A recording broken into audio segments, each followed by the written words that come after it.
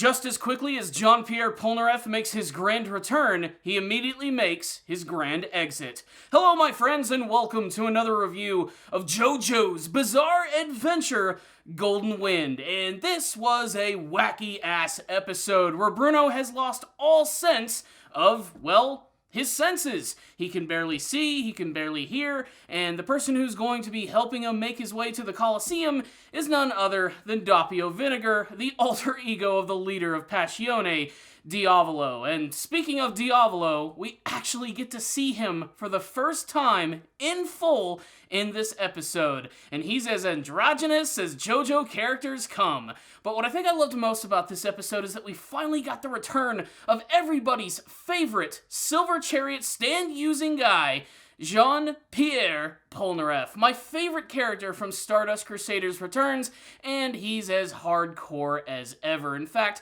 it looks like his stand is going to go through a massive evolution at the very end of this episode. We get to learn about his history with Passione and how he ended up losing almost all of his limbs to Diavolo. But most of this episode follows Bruno Bucciarati as Doppio is strategically leading him to the Colosseum so he can figure out who is actually trying to help him. And when they find out that it's actually Jean-Pierre Polnareff, that's when we segue magically into our flashback sequence. You see, at the very end of Stardust Crusaders, both Jotaro and Jean-Pierre Polnareff went to Egypt to do a little bit of research on the stand arrows. And through all of this, Jean-Pierre actually ended up learning that some of these arrows ended up going into the hands of a mafia boss in Italy. He took it upon himself to travel there and figure out what the deal was, and in a dark alley, he met Diavolo. And somehow they ended up on a cliffside next to the beach having a big epic battle where Diavolo basically just sent his ass flying over the edge,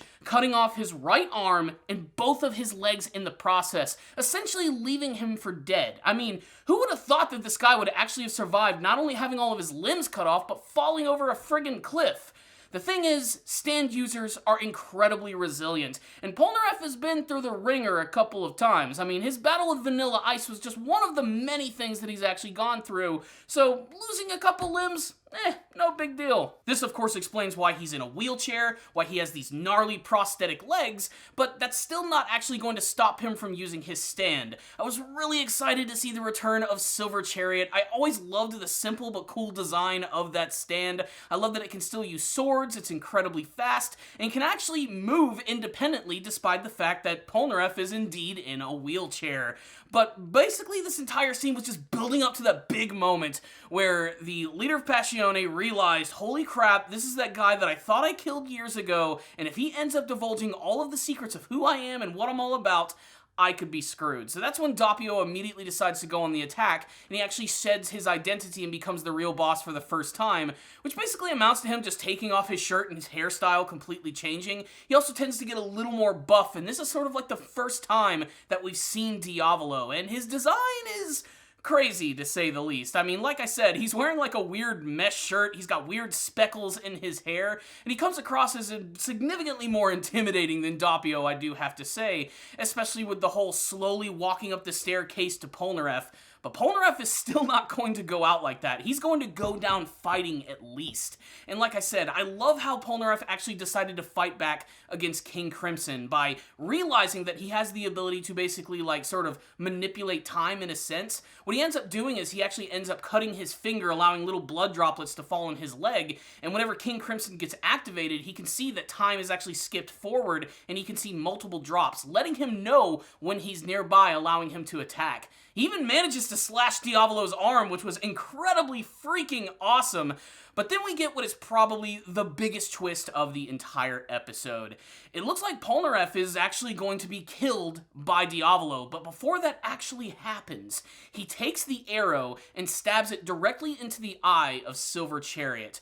Now, I'm not quite sure what this is doing, but the implication is at the very end of the episode that somehow Polnareff is still alive, and so is his stand, and it's actually transformed into something else entirely. Something which completely freaks out Diavolo. He has no idea where this stand came from, he's confounded by its amazing power, and all it does is just slowly walk forward, looking like a shadowy badass figure. I don't know if this is Silver Chariot, if it's an evolution of that, or if it's some sort of completely different stand altogether that was created when Polnareff used the arrow on Silver Chariot. But man, what a great way to end this episode. Pretty much everything looks like it's sort of building up to the climax in this one, where we get to see all of the characters actually returning to the Coliseum. Giorno, Trish, Guido, Mista, Bucciarati, who is the mayor of Strugglesville right now, as he's being brought along by Doppio. And it looks like it's all building up to this big, massive confrontation with not only Diavolo, but Polnareff's super-powered, evolved stand. So, what's the rundown on this episode of JoJo's Bizarre Adventure Golden Wind? Visually speaking, there are a lot of things that I loved about this episode. One, I love that they brought Silver Chariot back. I love that it had this crazy evolved form, which looks a little more humanoid than the typical stands that we actually see.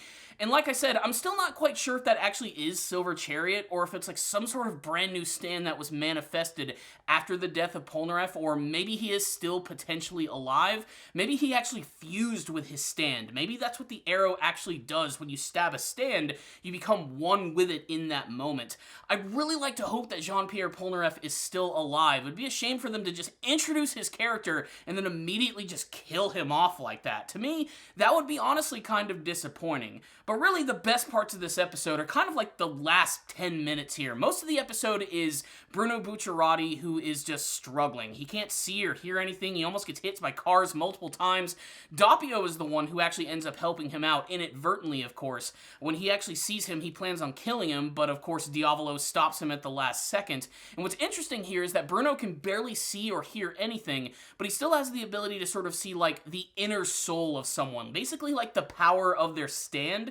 And because, of course, Trish is the daughter of Diavolo, he actually feels that this is Trish, because he sort of senses the same energy from him. Interestingly enough, Trish also is able to sense this energy as well, which is what eventually leads her and Giorno and Guido all the way to the Coliseum. It's so perfect that a series set in Italy all of a sudden brings us to the frickin' Coliseum, one of the greatest landmarks of the entire country. And if this is really going to be where the final showdown is going to take place, I honestly can't think of anywhere more appropriate. It's just fantastic.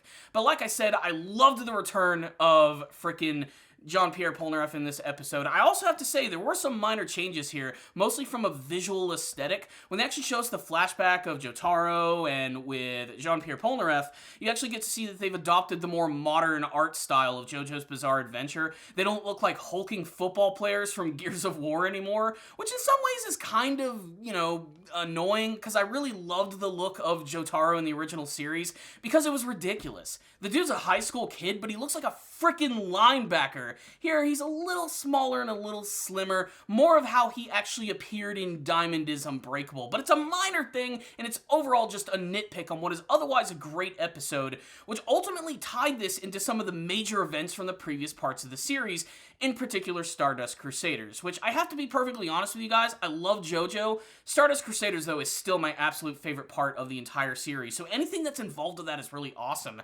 They even managed to tie Diavolo finding the arrows, tying that into Dio and how he actually obtained them. When he actually got these arrows, he met Enyaba, the crazy witch who was sort of like the right-hand woman of Dio, and we actually get to see that she got those arrows from Diavolo personally. Everything sort of comes full circle in this episode, and that's what I just really freaking loved about it.